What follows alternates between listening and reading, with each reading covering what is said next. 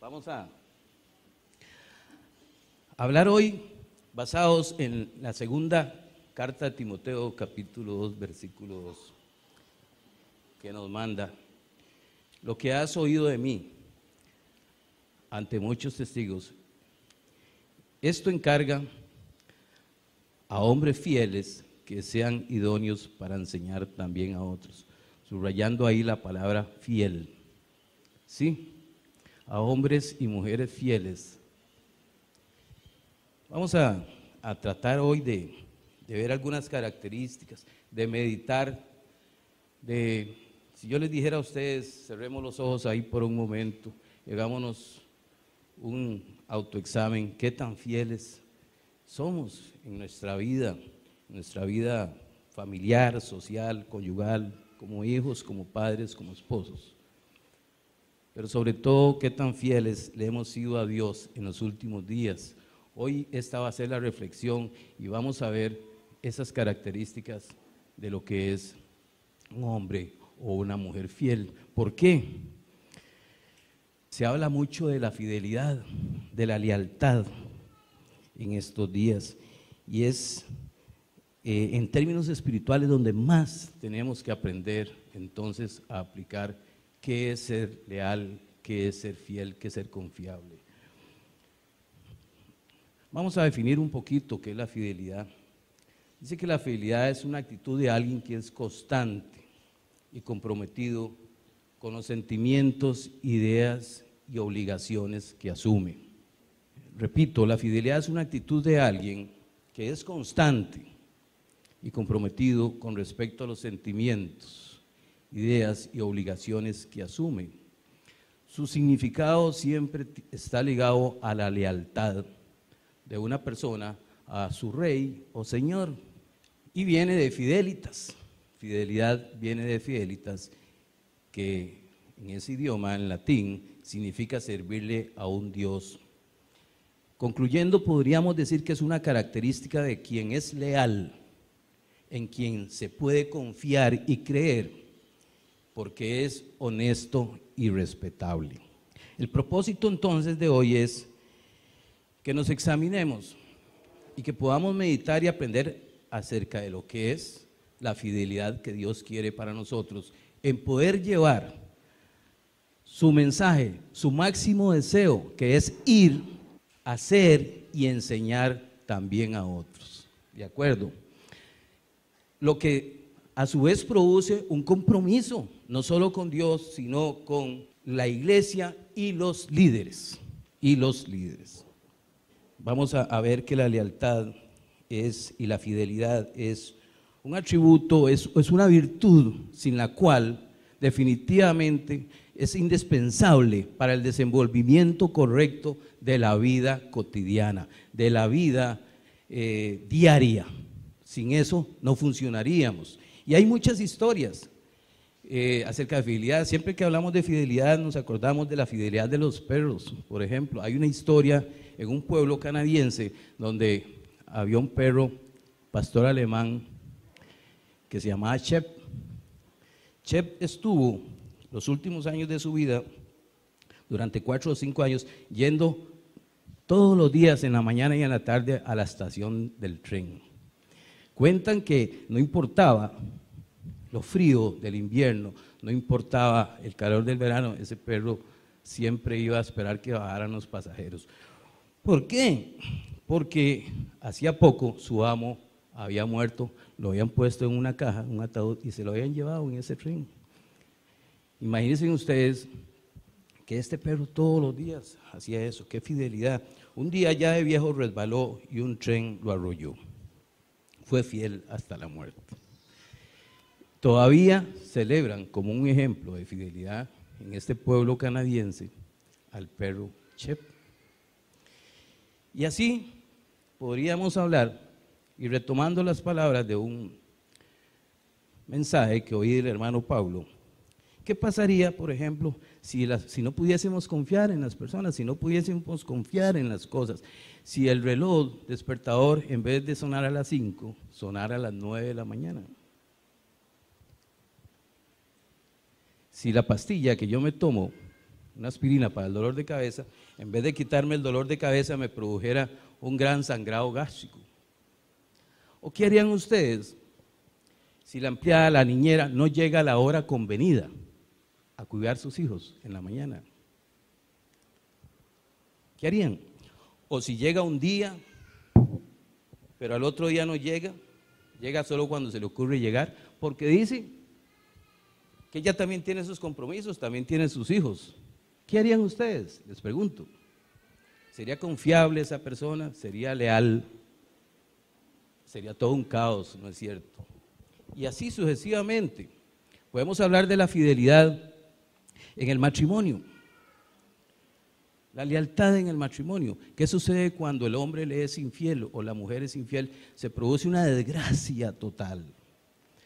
Eso es un caos. Son, como dice alguien por ahí, desgracias indecibles lo que ocurre. Es todo un caos por falta de fidelidad. Siempre repetimos que Dios es fiel, siempre, ¿verdad? Entonces, Él nos pide, dijimos que el Señor siempre nos pide la fidelidad de nuestra parte. Somos sus discípulos. Los creyentes somos sus discípulos. Los que estamos aquí hoy, por lealtad a la iglesia, a los líderes, al pastor, nos venimos a congregar porque somos fieles, ¿o no?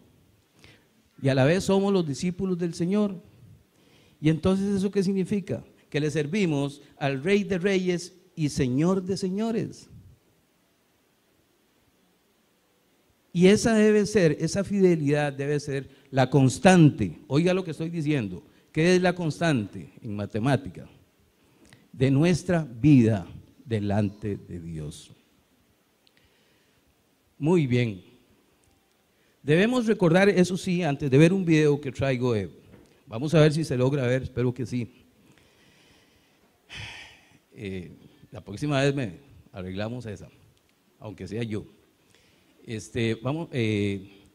Hay que recordar varias cosas, que una vez recibimos a Cristo en nuestro corazón, le entregamos la vida a Él, hicimos un pacto con Él, le entregamos nuestra vida y nuestro pacto fue de servicio y obediencia al Señor, ¿verdad? ¿Cómo tenemos que hacerlo si no es con esfuerzo? ¿Cómo se cumplen las cosas? ¿Cómo se cumplen las promesas? ¿Cómo se cumple la lealtad si no es con esfuerzo, con disciplina, con valor? Si no, nada de esto se logra, ¿cierto? Tenemos que responder a aquel que con su sangre en la cruz, muriendo por nosotros y derramando su sangre, nos hizo libres de pecado, nos dio vida eterna, pagó por nuestra. Eso fue lo que Jesús hizo. Y por lo tanto nos tomó como soldados con su sangre preciosa y nos hizo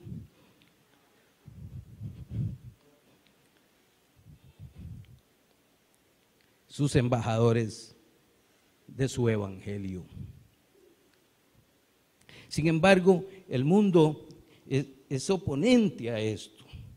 Hay un sistema en el mundo que dice, si sabe bien y se siente bien, hágalo. Ese es el mundo de lo sensual. Y ese mundo se opone a nuestra fidelidad a Dios.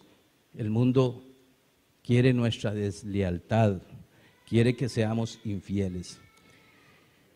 Sí, claro. El mundo y las cosas que el mundo tiene no pueden ser primarias o primeras delante de Dios.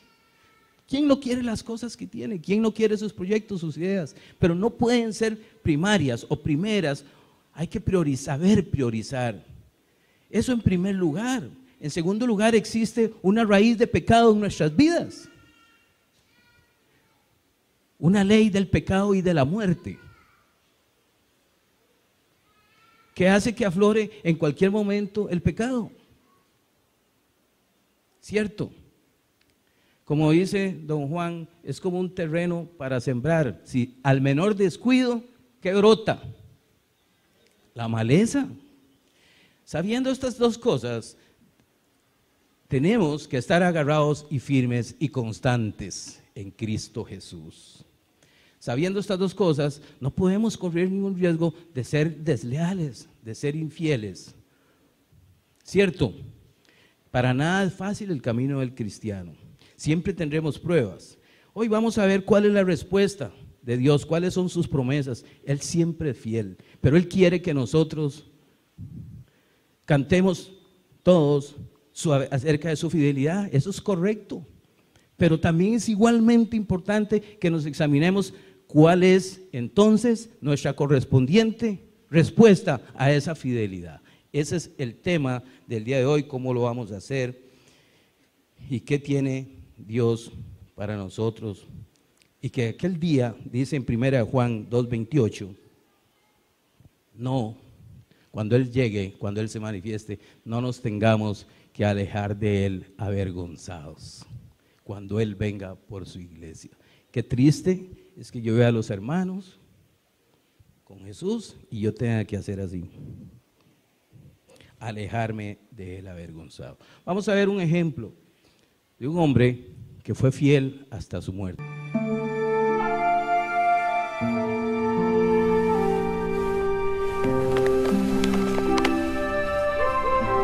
Yo te encargo solemnemente delante de Dios y del Señor Jesucristo, que ha de juzgar a los vivos y a los muertos en su manifestación y en su reino, que prediques la palabra, que instes a tiempo y fuera de tiempo, redarguye, reprende, exhorta con toda paciencia y doctrina.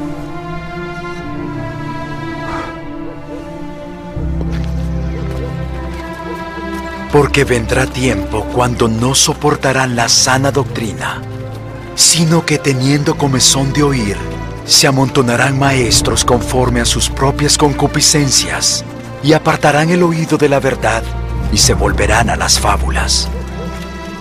Pero tú sé prudente en todo, soporta las aflicciones, haz obra de evangelista, cumple tu ministerio. Porque yo ya estoy a punto de ser ofrecido como sacrificio, y mi partida está cercana. He peleado la buena batalla, he acabado la carrera, he guardado la fe.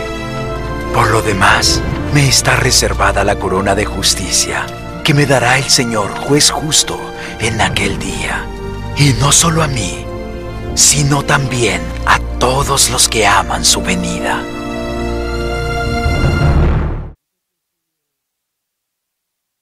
Debe ser muy inspirador de un hombre que sufrió, que vivió grandes cosas, se enfrentó a muchas personas, que tuvo batallas, fue apedreado, fue encarcelado, fue totalmente sufrido. Sin embargo, Dios lo utilizó como apóstol de los gentiles. Y casi todo, él es, como dicen, el escritor más prolífero del Nuevo Testamento. Pablo no es para que veamos una estatua ahí cuando vamos a algún lado, y ese es Pablo y ese es Pedro. Pablo fue un hombre así como nosotros, con una decisión de servirle al Señor hasta el final, porque entendió que eso era lo más importante, como el Señor hoy quiere que lo hagamos nosotros. Ese contexto donde él escribió la segunda carta a Timoteo, a su discípulo, él estaba ya encarcelado, él estaba ya anciano, él nada más estaba esperando que se cumpliera la sentencia de muerte que había en su contra. Y así fue. En Roma usaban para los ciudadanos romanos, acordémonos que Pablo era judío y era romano, esta forma de ejecutarlos al final para que fuera rápida. Dice la tradición que así fue como él murió, en la calle Ostiense. Ahí fue ejecutado Pablo. ¿Qué fue lo que hizo que Pablo, junto con muchos otros personajes bíblicos, pudiera cumplir de esta forma el llamado de obediencia y servicio al Señor? ¿Y por qué está ahí en la palabra? No está para que lo veamos como una historia, es por una enseñanza. Y yo retomo de ahí estas palabras. Te encarezco, le decía a Timoteo, que prediques la palabra, que instes a tiempo y fuera de tiempo, o sea, cuando se pueda y cuando no se pueda. Ese es nuestro llamado. Redarguye, reprende, exhorta con toda paciencia y doctrina. ¿Qué significa todo esto?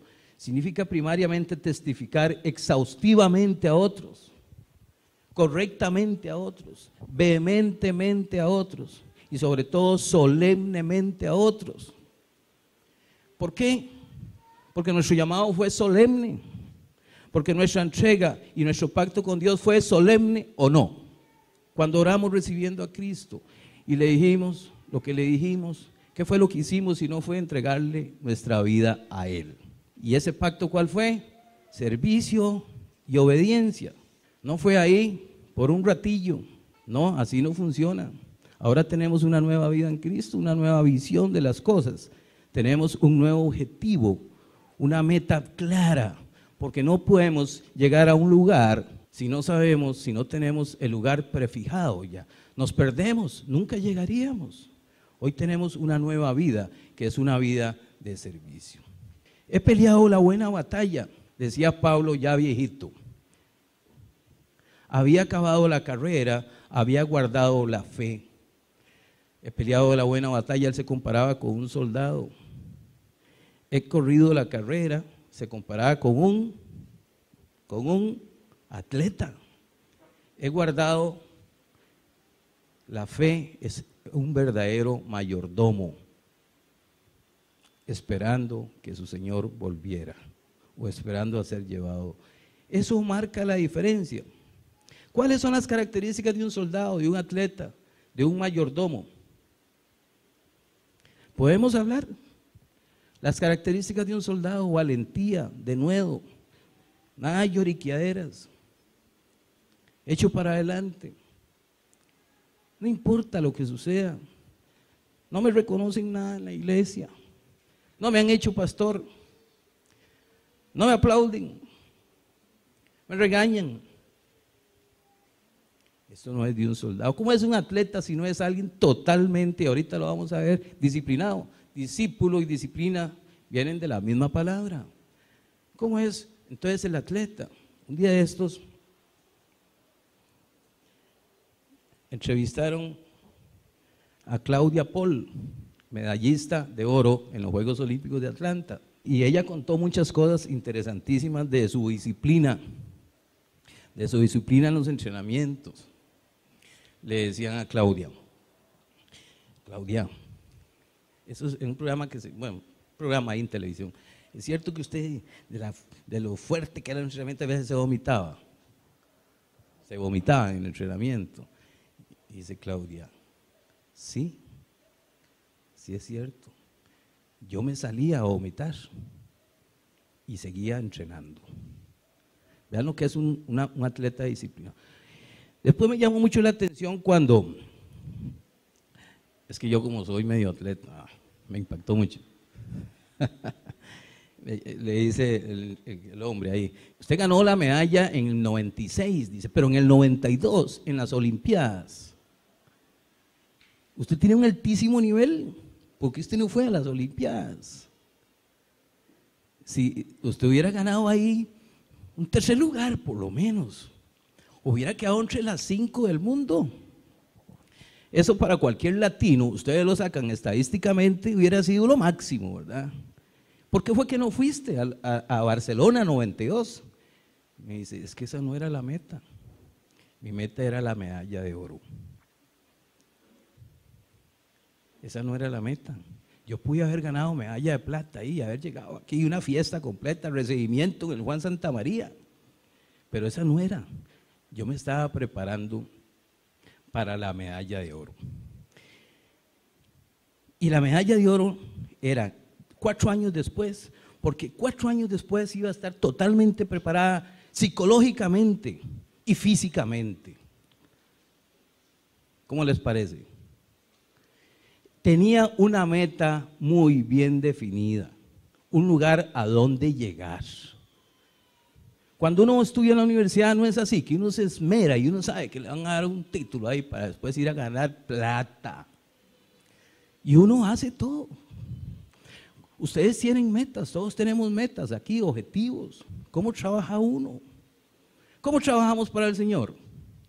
¿Cuál es su meta? ¿Cuál es su objetivo final? Todos tenemos la misma meta, que es llegar donde Él y ser llamados como buen siervo y ¿qué? Y fiel. Buen siervo y fiel, porque nuestra meta trasciende lo que estamos viviendo aquí. A Leonardo Chacón, a mí me gusta mucho el deporte, quedó número 30 en los Juegos Olímpicos. Ese fue en Brasil, un triatlonista, un Claudia Paul, digamos, nada más que quedó de 30. Y él llegó y le ofreció esto al pueblo, a Costa Rica, y llegó y dijo: hice mi mayor esfuerzo, no pude más, me enfrenté a los mejores del mundo, pero nada más tengan certeza de que estuve en la élite, de que hice el mayor esfuerzo y quedé 30. Yo solo quiero que piensen lo siguiente: si usted es médico, si usted es enfermero, si usted es maestro o maestra, docente, yo soy el 30 en el mundo. ¿Qué lugar ocupa usted a nivel mundial? Dijo él, ¿verdad? Es el número 30 ingeniero, número 30 abogado, número 30 docente a nivel mundial. Ahí les dejo. Ahora, ¿en qué lugar está, si me permiten hacer esa comparación, que puede ser un poco, pero nada más gráficamente, usted como cristiano a nivel mundial?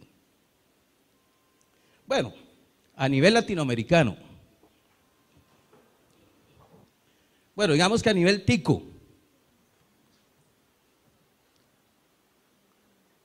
Todo depende de dónde tengamos bien clarita la meta a la cual vamos a llegar. Y Pablo la tenía.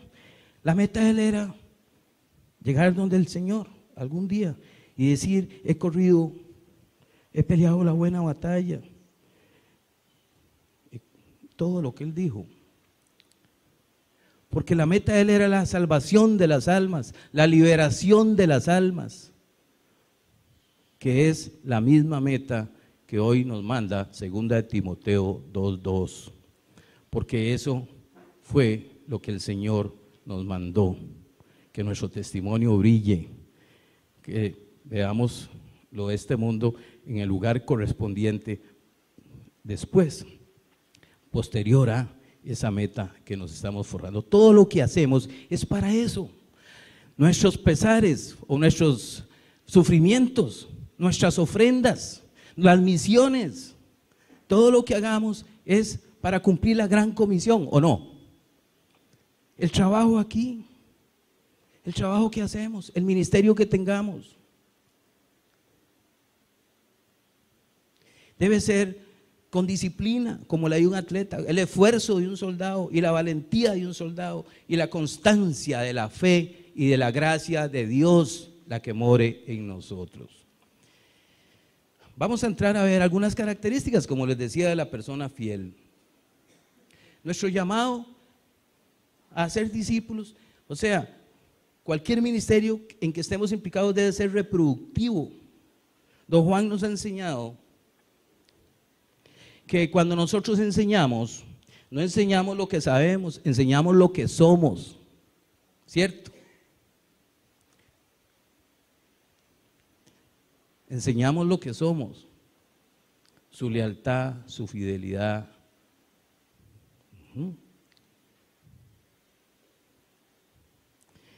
Usted no puede pretender ser, enseñar a alguien el discipulado si uno no es discípulo. Y no puede pretender servir a ese Rey de Reyes y Señor de Señores si no es un discípulo. Entonces, primero sirvo, obedezco, me convierto en su discípulo y después voy y hago otros discípulos. Ese ministerio, llámese como se llame, ese servicio debe ser reproductivo en alguien. Vamos a ver estas cualidades. Vamos a ver en primer lugar ¿Qué debo buscar? Mateo 6:33. ¿Qué dice Mateo 6:33? Jesús dijo, buscad primeramente el reino de Dios y su justicia, y todas estas cosas serán añadidas. Entonces, estos días hemos estado estudiando acerca de la fidelidad. Dice que Dios raramente manda a que busquemos algo. No nos dice, vaya, busquen la mejor iglesia para que se meta ahí, porque ahí tienen, qué sé yo, un templo precioso, un coro bellísimo.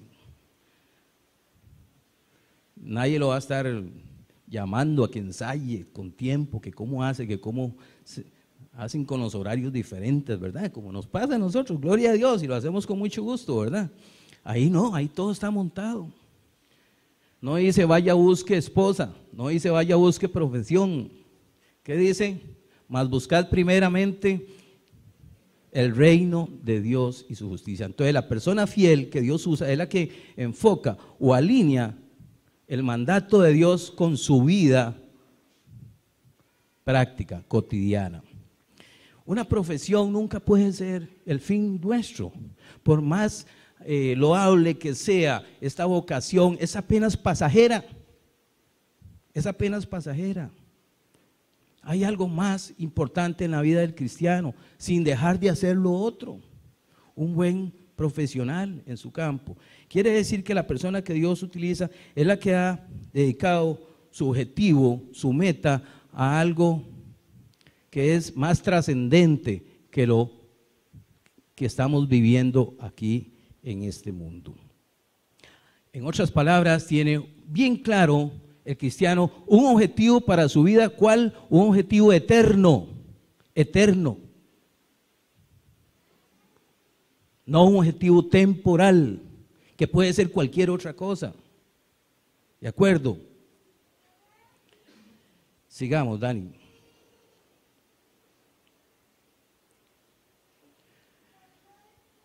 Vamos a ver este otro. Dice, ¿cómo debe ser mi disciplina? La persona que Dios utiliza es una persona disciplinada. Qué duro, ¿verdad? Levantarse en la madrugadilla estos días tan lluviosos, a orar, cansados. Es una persona disciplinada. Dice, ¿no sabéis que los que corren en el estadio, todos a la verdad corren, mas uno solo se lleva el premio? Corred de tal manera que lo obtengáis, y todo aquel que lucha de todo se abstiene. Ellos a la verdad para recibir una corona corruptible, pero nosotros una incorruptible. Así que yo de esta manera peleo, no como quien golpea el aire, sino que golpeo mi cuerpo y lo pongo en servidumbre, no sea que habiendo sido heraldo para otros, yo mismo venga a ser eliminado. Según 1 Corintios 9. ¿Quién escribe estas palabras? Pablo. Una vez más, retomemos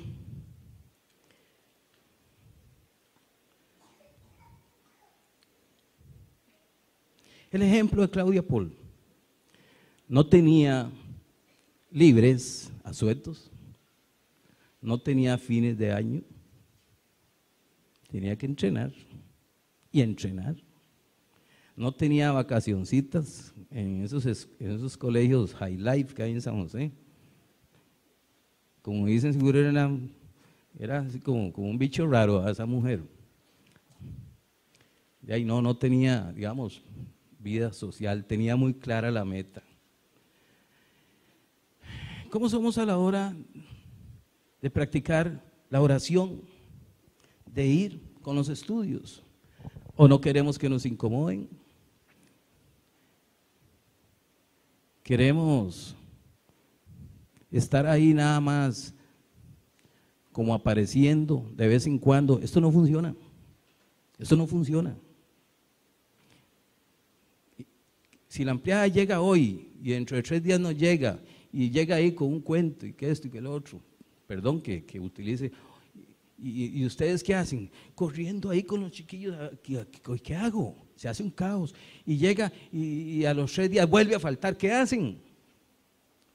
Le está faltando a usted a su guía, a su maestro, a su iglesia, a la gran comisión. Así no funciona. Ténganlo por seguro, jóvenes, que así no es. Una de las, usando 2 Timoteo, de las citas que más me impactó a mí cuando yo llegué hace 20 y algo de años, y decía algo muy lindo, algo muy especial, Pablo, y me dijeron, esa es la gran comisión, eso es lo que usted tiene que hacer, digámoslo así para...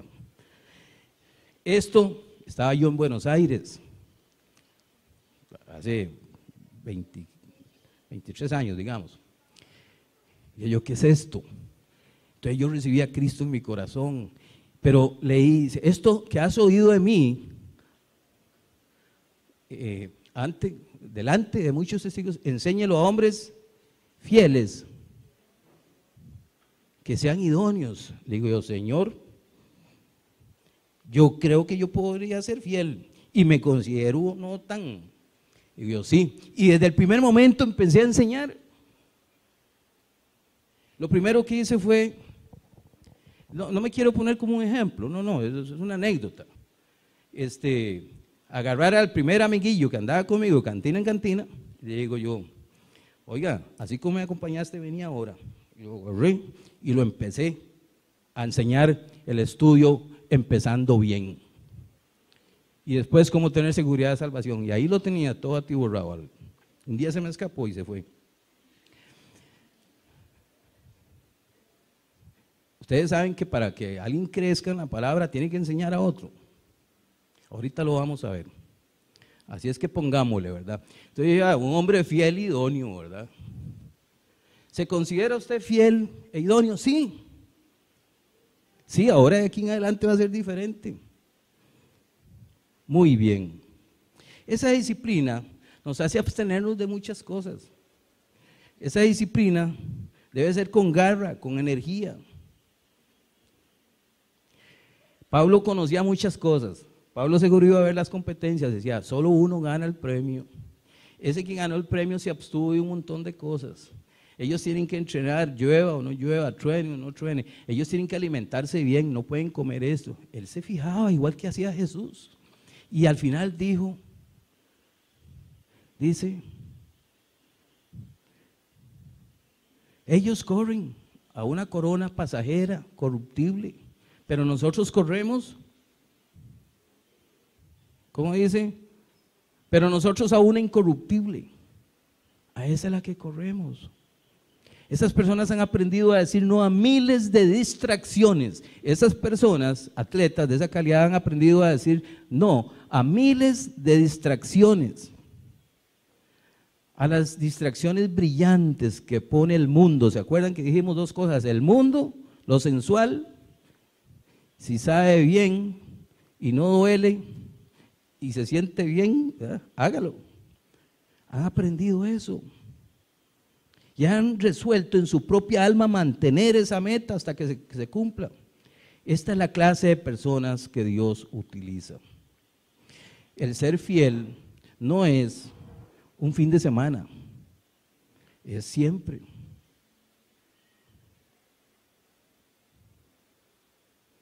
Para nada Dios ha dicho que es fácil, pero Él va a estar ahí con nosotros.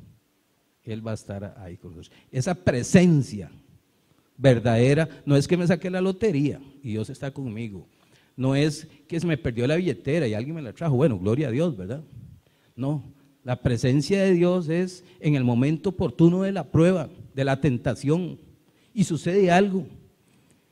Y yo estuve orando en la mañana y fui disciplinado y el Señor se manifiesta a los que lo obedecen, a los que lo obedecen. Por algo en Mateo 7 dice, entren por la puerta estrecha, porque es muy estrecho es el camino que lleva a la vida. No entren por la puerta espaciosa, porque espaciosa es la puerta y espacioso el camino que lleva a la muerte. Imagínense, un día pude ir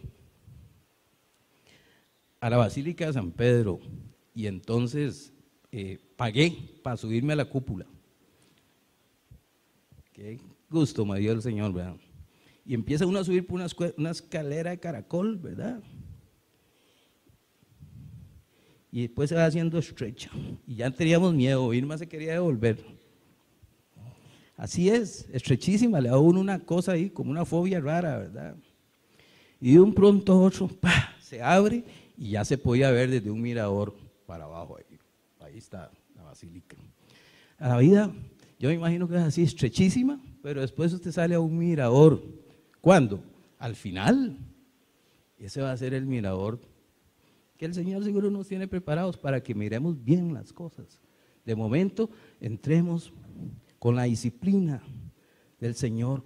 ¿Cómo utiliza usted la fuerza del Espíritu Santo contra la tentación? No culpemos a Dios de cosas injustamente que nosotros no hemos sido disciplinados o disciplinadas en nuestra vida integral. ACPAI es una vida integral. ACPAI enseña una vida integral, ¿verdad? Buen trabajador. Si pone negocios, para que haga plata, no es para que lo vean. Si entra a una carrera, es para que sea el mejor estudiante. Si cría una familia con respecto lo debe hacer como el Señor manda, es integral, pero porque tenemos una meta. Y cuando suceden cosas, es muy fácil. No, esto no es tan importante. ¿Cómo? No es tan importante, sino es que voy hacia mi meta. No llego tarde, no falto, porque tengo una prioridad. Seguidamente, vamos a ver acerca de lo que es estar dispuesto a pagar el precio. Tiene mucha relación con lo anterior. Dice Pablo, tú pues sufre trabajos como buen soldado de Jesucristo. Ninguno que pelea se embaraza con los negocios de esta vida para que pueda agradar a aquel que lo tomó por soldado. Después de 2 Timoteo 2:2, eso es lo que le dice a Timoteo. Primero le dice, esto encarga a hombres fieles que sean idóneos, pero usted aprenda a sufrir lo que tenga que sufrir. Dijimos que una vez, habiendo usted asumido, habiéndose consagrado a sí mismo al objetivo divino, hay que aprender a resistir las tentaciones, las seducciones, brillantes atracciones del mundo. Eso es algo que nos tiene que hacer. ¿Tiene alguna área que todavía no haya abierto, honestamente, usted al Señor? Sí, esto sí, pero esto no. ¿Tiene algún pequeñito pecado preferido, ahí escondido, que todavía no ha querido confesar y apartarse de él? ¿Cuál es? ¿Qué respecto a las finanzas? ¿Cómo están sus ofrendas? ¿Qué respecto a eso, a ese tema? Tiene el Señor el poder, usted ya se lo dio, para que lo que usted tiene económicamente, monetariamente hablando, Él lo pueda sacar y usarlo el Señor. Entonces, cuando le dicen a uno, es que alguien da sacrificialmente, dice uno, ¿cómo? Sacrificialmente. ¿A quién no le falta? Aquí a nadie le sobra la plata. Si yo doy 10 pesos me hacen falta, o si doy 1000 también me hacen falta.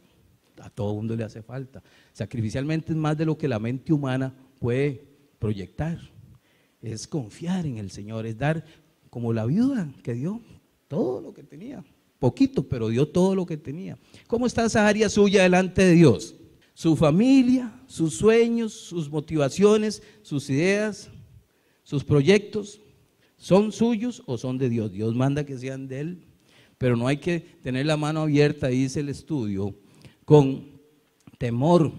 Y ahora si me deja limpio y si me deja sin nada y sin el carro y yo lo cojo para ir a trabajar, porque el Señor nos ama completamente y el Señor tiene los mejores intereses para nosotros, ¿de acuerdo? Pero solo cada uno sabe en su corazón, por más cosas que tenga, si está dispuesto a que el Señor un día llegue y le diga, no, ya usted no va a vivir más ahí.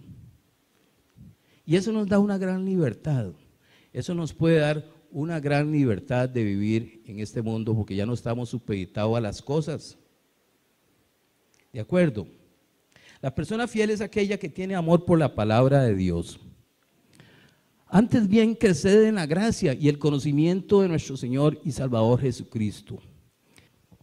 Voy a leer en la nueva versión internacional.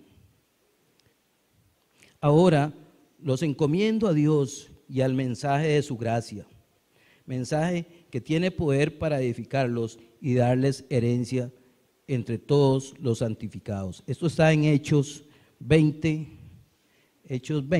32. ¿Qué de la palabra de Dios? ¿Cuánto anhelamos la palabra de Dios? ¿Cuánto sabe usted la palabra de Dios? ¿Y por qué tiene que saberla? Porque todo esto tiene que circundarse alrededor de la palabra de Dios, no hay otra forma. La palabra de Dios es la gracia de Dios en nuestra vida. Es la manifestación de la gracia de Dios. No podemos, dice ahí, antes bien crezcan en la gracia. No hay atajos, no hay atajos. Para nosotros reproducirnos tenemos que madurar en la palabra de Dios. Si no tenemos, hay gente que dice que es impotente para ganar a otro para Cristo. Claro, por falta de gracia. La gracia de Dios no tiene atajos. La gracia de Dios es la palabra. La estudia, la memoriza, la aplica. Cuando yo voy en ese camino estrecho, puede ser que alguien me desvíe o que tenga que tomar muchas decisiones. ¿Cómo, con base a qué las tomo? El joven, ¿con base a qué las va a tomar? Con la palabra. Los nuevos jóvenes tienen que aprender palabra. Y los viejos también, y los chiquitillos también. Hay que estudiar la palabra, no hay otra forma. Porque así es como crezco. Porque crezco con base.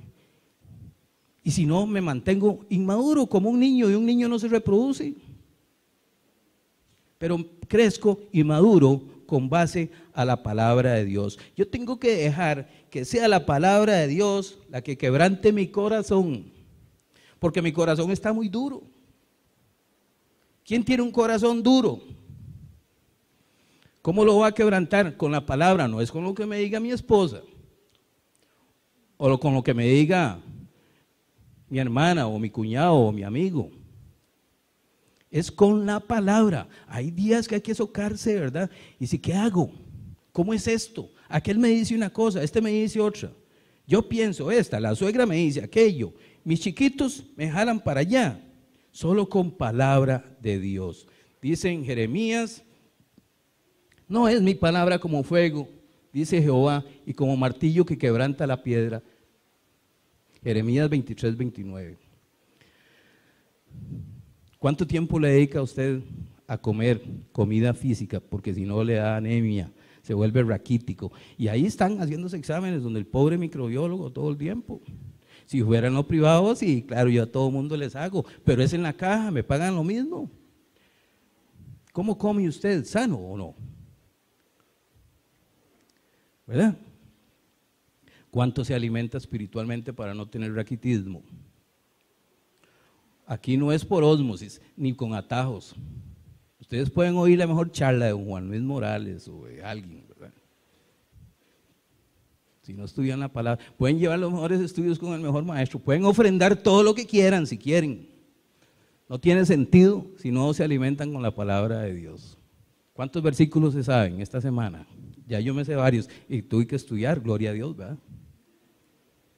Tiene un corazón servicial la persona fiel que Dios utiliza. Jesús les dijo, fíjense que los no cristianos quieren ejercer sobre ustedes autoridad, pero más entre vosotros no será así.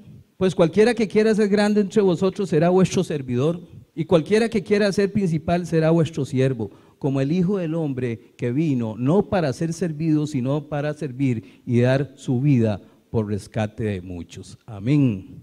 ¿Quién es servicial? ¿Quién es verdaderamente servicial por amor a Dios? Ese corazón servicial tiene amor por la gente. El apóstol Juan dijo, en esto consiste el amor, no que nosotros hayamos amado a Dios, sino que Él nos amó a nosotros y envió a su Hijo en propiciación por nuestros pecados. Ser piadoso es venir a ser como Dios lo es. Él toma la iniciativa. El amor de Dios no es que yo amo mucho a Dios, sino que Él me amó a mí primero y me manda que yo ame. Es casi como una ordenanza. En Juan 13:35 dice, en esto conocerán que son mis discípulos, en que se amen los unos a los otros. No es un chineador, no es estarle permitiendo quizás un poco, me disculpan, paños tibios a las personas, no, sino saber el amor de Dios, conozca a Dios, comprométase con Dios. Hoy hay que darle, Jesús le daba de comer a mucha gente, pero no vino a darle de comer a la gente físicamente, sino que vino a mostrarles el reino de Dios y su justicia, una meta más allá de este planeta, una meta eterna, para que la persona cuando muera tenga el mejor regalo que usted le pudo haber indicado, porque el regalo es de parte de Dios. Quiere decir que hay que tener amor por la gente. Otra cosa, otra característica ya para ir terminando, es que no confiemos en la carne. ¿Qué significa confiar en la carne? No, yo puedo solo, yo fui y estudié, yo me maté la vida, yo tengo aquí, me costó mucho, no, que nadie me venga a molestar, yo puedo. Pues ese, mira, y tal vez es un hermano de un poco menos condición socioeconómica, y ya yo lo estoy despreciando. Y tal vez está lleno de unción del Espíritu Santo, porque aquí no es por ricos o por bonitos, si no yo no estuviera, ¿verdad? No, perdón, aquí no es por nada de eso, aquí es por que el Señor ve la fidelidad en usted. No es porque sacó un PhD, una maestría, puede ser que solo con que sepa leer y escribir. Y yo conocí un predicador que ni siquiera sabía leer y escribir, y era lleno del Espíritu Santo, y servía.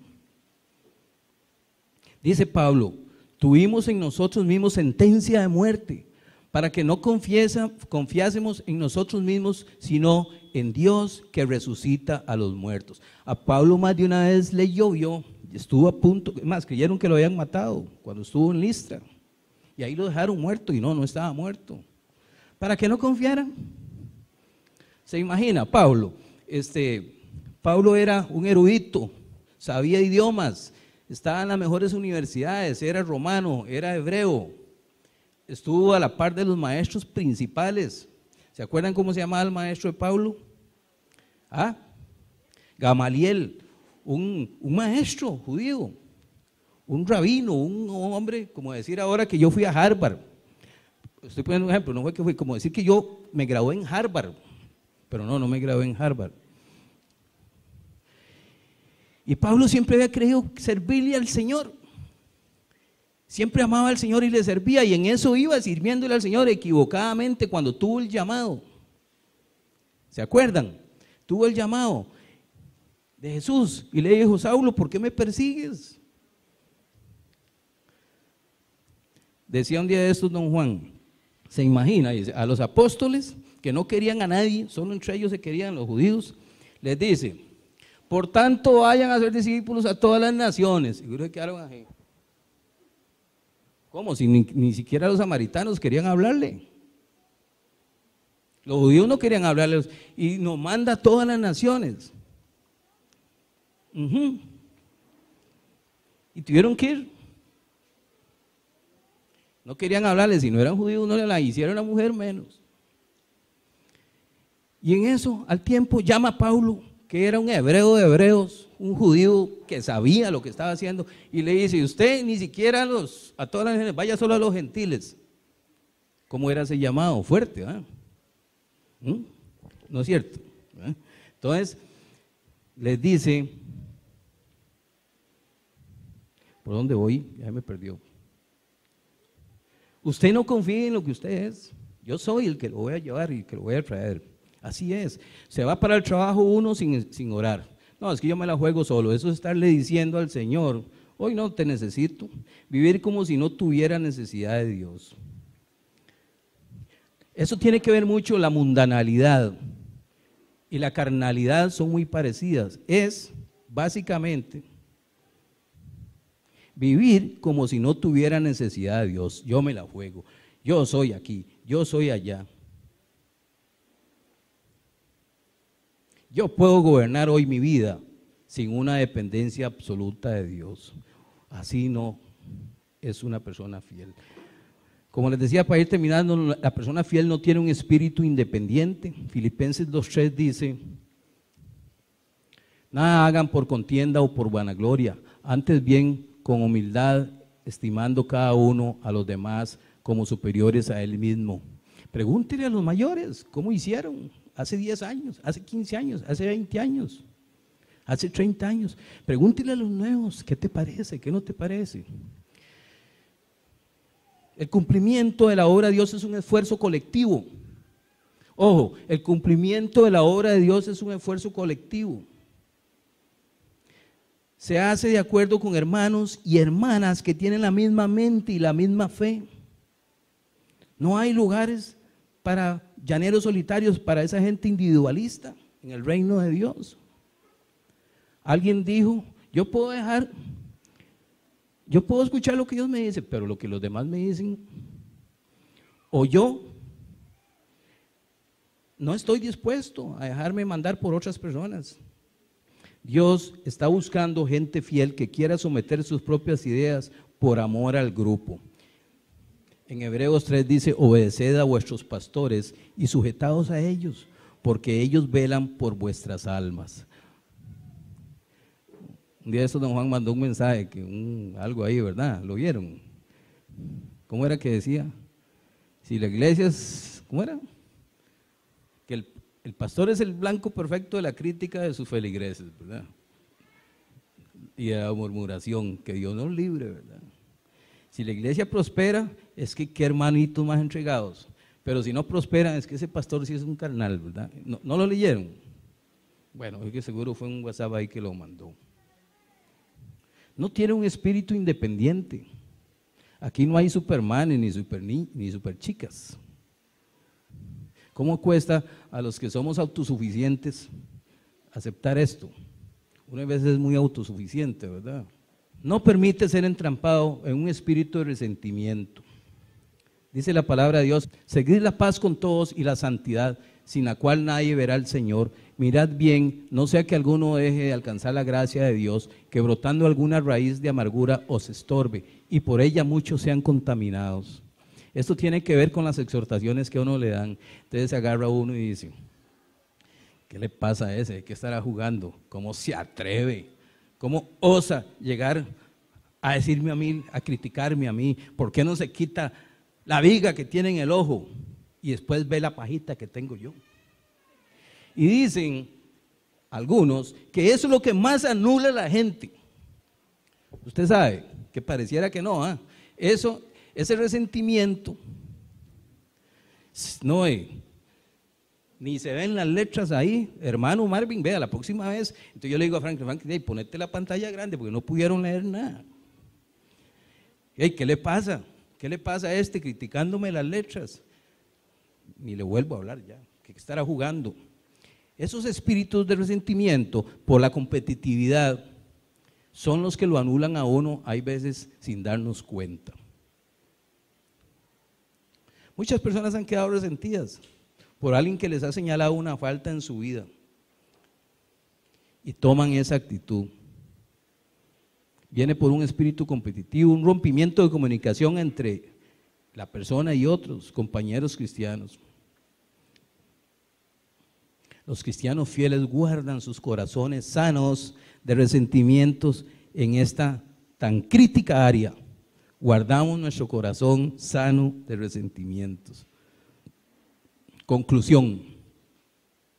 Vamos a leer Mateo. No se trata de no fallar, todos fallamos, ¿verdad? No se trata de eso, se trata de tener la meta bien clara. Y aunque en el año 2018 no estoy allá, porque la meta es allá, puede ser que me detuve un poquito y todavía vaya por aquí apenas y no esté allá, pero ya voy en el camino. Puede ser, ¿verdad? Que se quede un año en la universidad, puede ser. Se trata de que permanezcamos en Él. Dice: y ahora, hijitos, permaneced en Él, para que cuando se manifieste tengamos confianza, para que en su venida no nos alejemos de Él avergonzados. Se trata de ser fiel en lo poco para ser puesto en lo mucho. Y su Señor le dijo, bien, buen siervo y fiel, sobre poco has sido fiel, sobre mucho te pondré, entra en el gozo de tu Señor. Con sencillez de corazón, obedezcamos a nuestros líderes y hermanos mayores y tengámonos unos a otros como superiores a nosotros mismos. Esto es una persona fiel.